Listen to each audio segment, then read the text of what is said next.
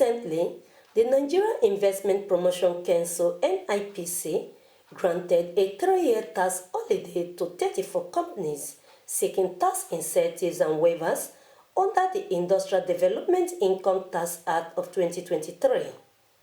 Reports added that this tax exemption, referred to as pioneer status incentives, gives a company express permission to not pay corporate income tax for the stipulated time. However, beneficiaries of this tax holiday are Dangote Sino Trucks West Africa Limited, Lafarge Africa Plc, Honeywell Flour Mills Nigeria Plc, Jigawa Rice Limited, and Stallion Motors Limited, among others, a cumulative total of approximately 5 trillion naira, constituting 18.519% of Nigeria's federal government 2024 budget as passed into law. In a report launched by OXFAM Monday 15th January 2024, titled Inequality INC, Executive Summary, How Corporate Power Divides Our World and Need for a New Era of Public Action, the acting country director of OXFAM Nigeria Tijani Ahmed, while citing Aliko Dangote's economic status, said he is one of Africa's richest persons who enjoys some of the West African's profit margins on cement by 45% and has been paying a tax rate of 1% for over 15 years. According to him, these individuals and companies' massive gains, if left unchecked, will continually widen the inequality and poverty gap, and urge the government to ensure that the process of granting incentives is transparent, accountable, and well documented to boost public access to data of beneficiaries. Vitalize the state. You will read from the report that some of these challenges are because we think states have abdicated on their social responsibility, privatizing healthcare, privatizing water, privatizing education. We feel that the state has to come out and be an effective bulwark against extreme corporate power. So government should ensure universal provision of healthcare, education, and social protection, and explore publicly boost and public options in sectors from energy to transportation.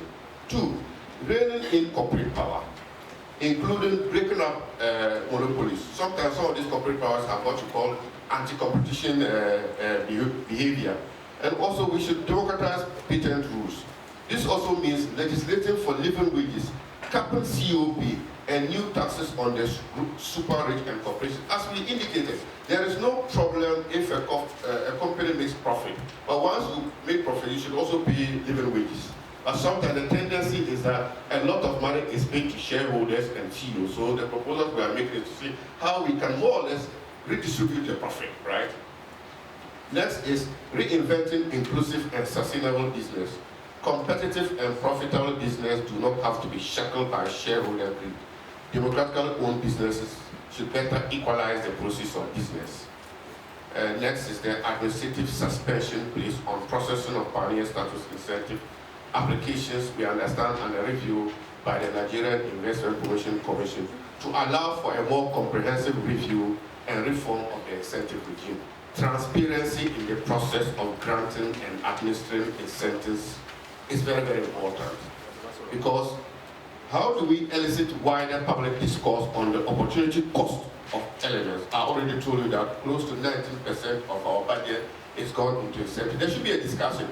Do we really want, the 18% to be in our national budget, and we deal with the consequences of not having incentives?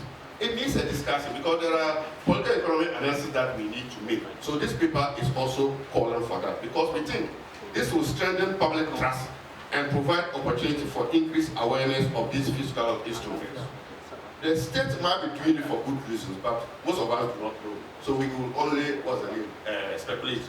So we urge the National Assembly to call on the federal government to, as a matter of agency, publish the tax expenditure report, which they are currently compiling as a way of demonstrating its commitment to transparency and accountability in the management of incentives. Also at the event, the Executive Director, CISLAC, Awa Musa, said the country lacks a monetary process for companies who are enlisted on the federal government tax holidays, noting that this has hindered the financial capacity that could have met some of the critical needs of Nigerians. Absence of proper taxation system in the country is also one of the very reasons why the government is losing a lot of money.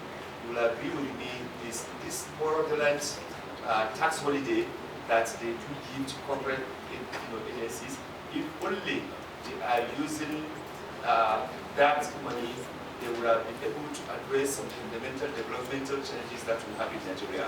Meanwhile, others act on the need for the government to reverse its incentive policy to curb impending state capture, anarchy, and issues of borrowing to finance the 2024 budget. 5 trillion naira was given as tax levy. This is unacceptable. While the federal government is saying they cannot meet budget demand, and we're going to borrow, knowing that Nigeria is already carrying a debt burden, and yet we're giving tax incentive for people who are profiting in billions of dollars within our economy. No, this is unacceptable.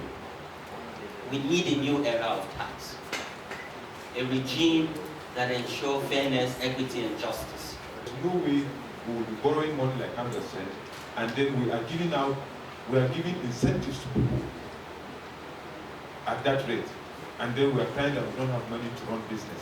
At the launching, it was said that Africa's 7 richest men own more worth, $52 billion, than the 700 million people who make up the poorest half of the continent's population. Next, stating the new OXFAM report on inequality and global corporate power, as the National Bureau of Statistics revealed that unemployment based on the Nigerian labor force survey rates grew from 33.3% in 2020 to 5.3% in 2022 and 4.1% in 2023. Vincent Okushi, reporting for Quality Television.